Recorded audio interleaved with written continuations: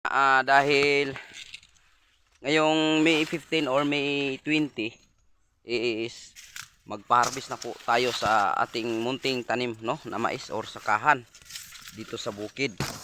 So marami pong mga pangyayari mga kaibigan nung hindi po ako nakapag-update or nag-vlog, no, sa itong tanim ko na mais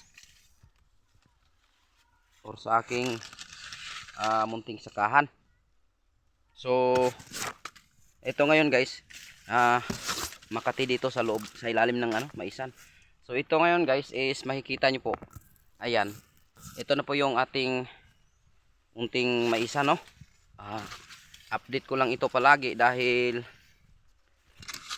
ito po ay napakalaking bagay or value po ito sa akin mga kaibigan, no, sa pamumuhay or hanap buhay po itong aking sakahan, no, kahit kaunti lang ito. So shout out po pala dyan kay Miss Eleanor Aldi, yan, or aka Norse Aldi, ayan po, shout out po ma'am. So ito po mga kaibigan is napakalaking na-help niya po ito sa akin, no, about dito sa aking taniman ng mais, no. Nagbigay po siya ng kaunting tulong or financial para po makapag-start po akong makapagsaka, no. Ito tulad nito. Ayan po, maraming salamat po Ma'am Norse Aldi. Right? So ayun guys, thank you talaga. Thanks God dahil napakabait at napakabuti mo po. So yun. Kaya hindi po ako nakapag-vlog yung mga nakaraang araw dahil mga nakaraang buwan hindi ako nakapag-upload, na napagod ba kung ganun. Parang ganun, no? So busy sa bukid dito. So medyo stress lang tayo sa mga trabahong probinsya or bukid. Kasi guys, magkaiba po yung probinsya or syudad, no? Hanap buhay. Ayan po. So yun guys, parang may tao doon sa taas. Puntahan ko muna, no? Tingnan ko muna kung may tao ba. So yun guys, maraming salamat talaga sa mga viewers ko, silent viewers dyan. Thank you so much.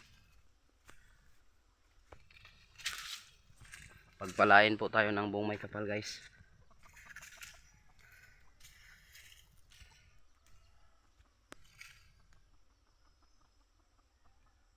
Right.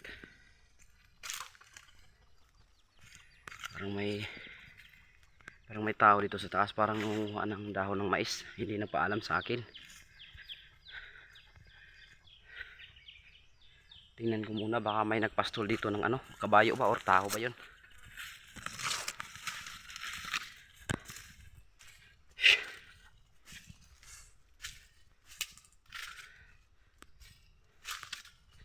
Alright. Wala palang tao dito.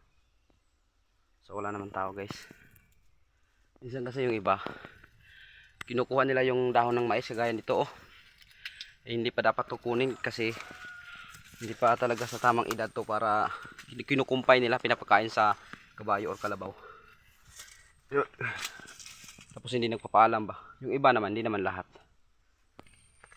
Tanggalin na itong puso sa saging. Right. Yan guys, puso ng saging. Buti pa yung puso ng saging nahawakan.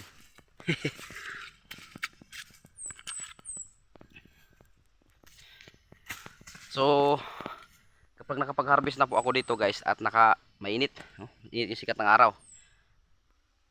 nakapagbinta tayo, no?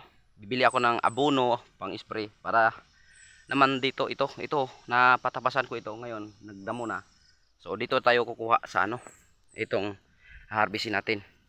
I-rolling ko po yung puna, no, or kapital para hindi mawala. Yan po. Wala naman pong tao dito. Kaya ayan guys, maraming salamat sa inyong lahat po sa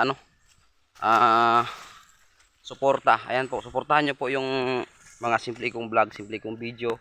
Yung mga medyo nawawala yung kakwilahan ko ngayon dahil yun nga,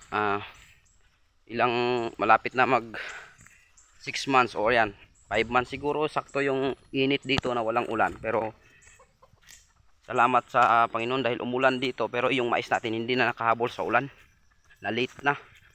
Huli nang nag-ulan nag 3 months old na yung mais natin, pwede na siyang harbisin, pero hindi nakatikim ng ulan. Kaya sige lang, importante may rolling tayo sa ating pangbili ng abono sa ating sakahan. Ayun guys, hanggang dito na lang yung napakasimple kong vlog at update lang po ako. Ayun, maraming salamat sa inyong lahat mga kaibigan.